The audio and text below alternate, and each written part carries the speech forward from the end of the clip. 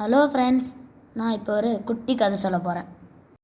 ஒரு முறை Abraham Lincoln மேலே ஏராளமான குற்றச்சாட்டுகள் போடப்பட்டுச்சு. ஆபிரகாம் லிங்கன் அவர்களை பார்த்து ஒரு கேள்வி கேட்டார். ஒருவன் நரியோட வாழை காலுன்னு நினச்சா அந்த நரிக்கு மொத்தம் எத்தனை காலு? நீங்கள் சொல்லுங்கள் ஃப்ரெண்ட்ஸ், அந்த நரிக்கு மொத்தம் எத்தனை காலு? 5 காலு. எஸ், நீங்கள் சொன்ன பதில் தான் அவங்களும் சொன்னாங்க. 4 காலு தான். ஒருவன் தவறாக எண்ணுவதனால நரியோட வால் ஒன்றும் காலாகி விடாது. அதுபோல் ஒருவன் கிறிஸ்தவ குடும்பத்தில் பிறந்ததுனால தானும் ஒரு கிறிஸ்தவன் நினச்சா அவன் ஏமாந்து போவான். திருச்சபையில் உறுப்பினராக ஆகிட்டா மட்டும் அவனை கிறிஸ்தவன் என்று அழைத்து விட முடியுமா?